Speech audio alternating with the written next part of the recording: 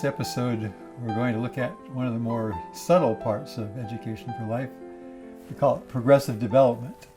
And it's a map of human consciousness, going from a rather low level to a very high level, and how we incorporate that in working with the children.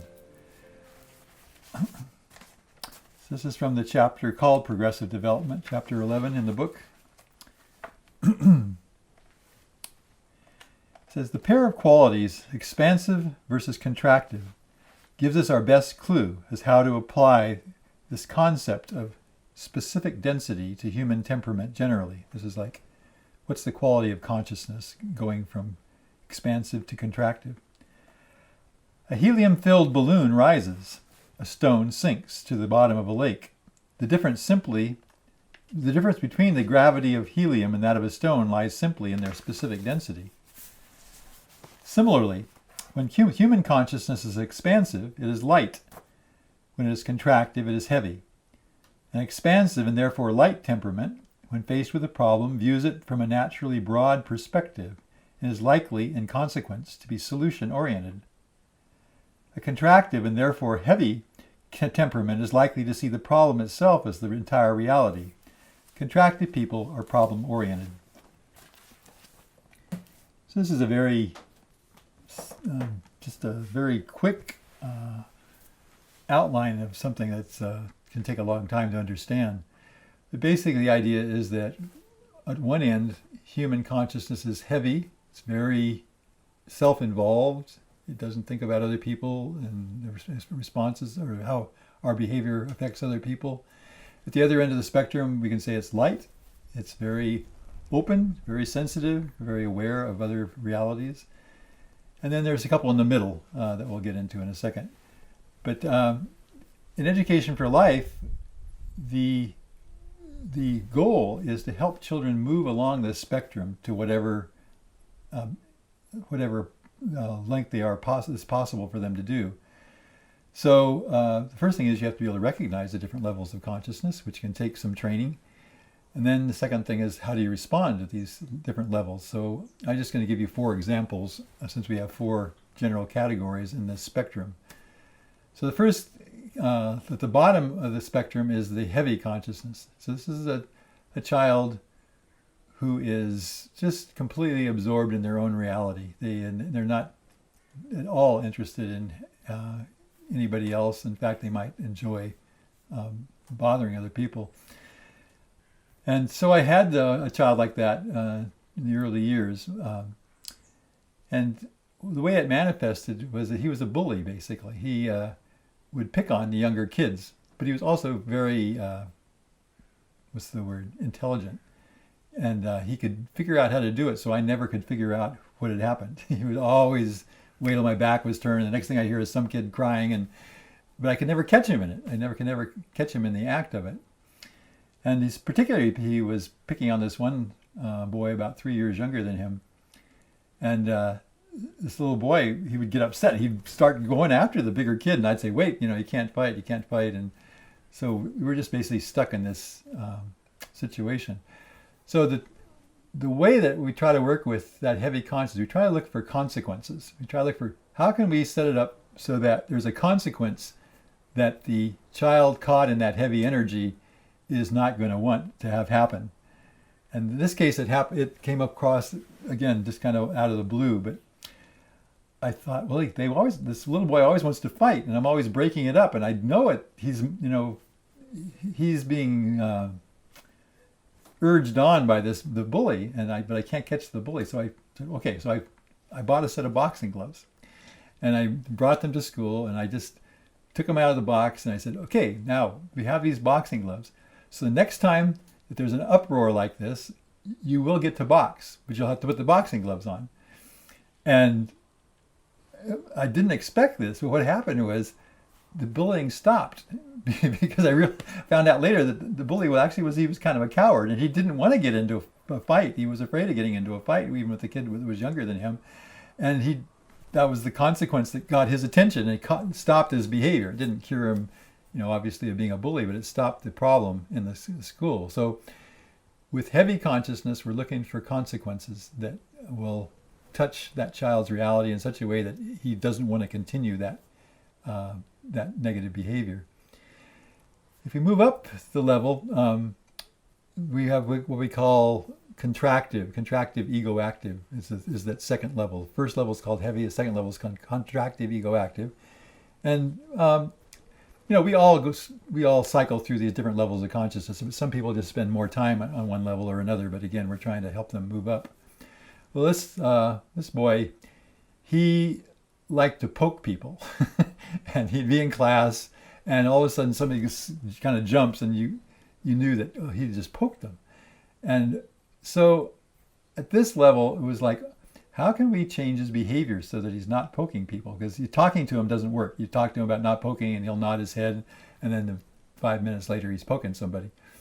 So in this kind of situation, where we're looking for some kind of a reward that will motivate him to stop this behavior. So in this case, it could be something like, depends on the age. You could go by the day, or you could go by the hour if he's younger to keep the attention focused. But for every hour that there's nobody complains of getting poked, we're going to put a little plus sign on my notebook next to his name.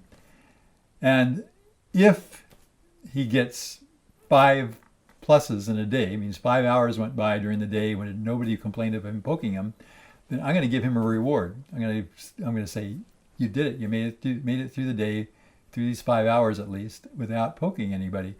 And it's up to me to pick out a reward that he will be motivated by. So if this child likes pizza, I'm going to say, we're going to go get a pizza if you get through the day without poking anybody. But if anybody complains that they're being poked, then no pizza. So this might, if it's the right reward, and I'm clear enough in getting his reward to him in the right time, it will motivate him to change the behavior. Doesn't change his consciousness yet, but at least he's not poking anybody anymore, and we can move on from there to something a little more uplifted. So finally, not finally, but the next stage we call expansive ego active. And so it's still a person that's kind of motivated by his own, what he wants for himself, but he's starting to think more expansively. So my example here is a boy that is a good guy. He was a high schooler, but not real sensitive to other people, not really inclined to go out of his way to help anybody. But because we had service projects as a part of our curriculum, he had to do it. Well, what worked was we put him in a situation where he was working one-on-one with a little girl that had Down syndrome. And I don't know if you've ever been around Down syndrome kids, but they tend to be really happy. They're real simple in a way, but they're happy. And so the girl's about 8 and the boy's about 15. And I just noticed that he used to kind of complain whenever it'd be service project time. Oh, okay. And he wasn't enthusiastic, but he stopped kind of complaining. And I started noticing that he was actually having a lot of fun with this working with this girl. And so for this, the step was to get him to introspect. So I think it was either a conversation, or I might have assigned him a little short paper where I just said, how do you feel when you work with this girl? And he had to introspect and look inside, which he probably wouldn't have done on his own at that point. And he realized that he felt really good working with helping this girl. And that's the level of lesson he was capable of. He had some sensitivity, and my job as a teacher was just to cultivate that sensitivity and to draw it out from him.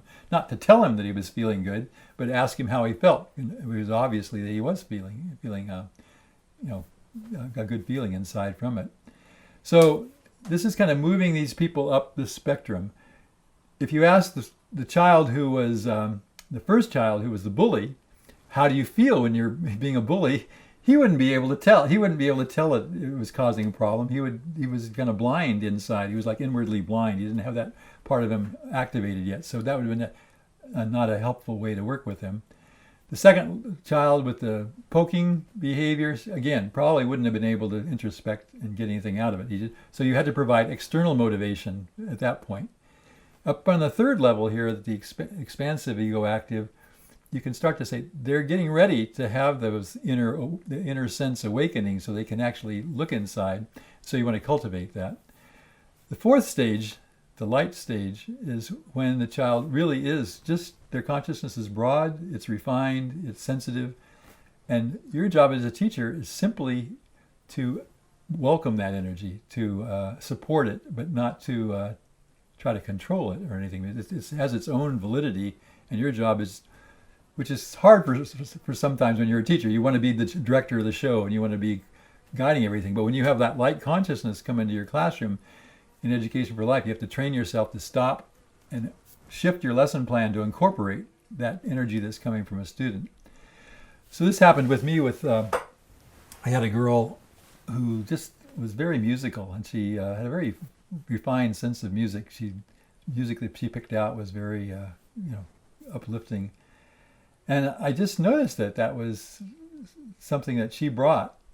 And we didn't have that in our regular school, but I could feel it, that this energy that's coming from this is very light and uplifting, and I want to encourage that. So I just started saying, yeah, bring your instrument to school, and here, we'll find this time to so you can practice. And I would even find time to go in there and with her, and at the beginning, nobody else was interested in it. It was just her passion. But I would just go in and I'd bring my guitar and we would play a little bit together. And but as it grew, it's just like a plant getting stronger. And as it grew, other kids would hear us and they'd say, "Oh, I like that." And then they started coming in, and then a couple of them wanted to join, and we started to create a little group. And eventually, out of this whole thing came a whole little music group that was all the students. I backed out at a certain point because they didn't need me anymore, and now it was their thing. And so this whole new direction took off that was helpful to everybody. But it came from the student, and my job there was simply to give them space so that they could bring that gift and share it with their friends.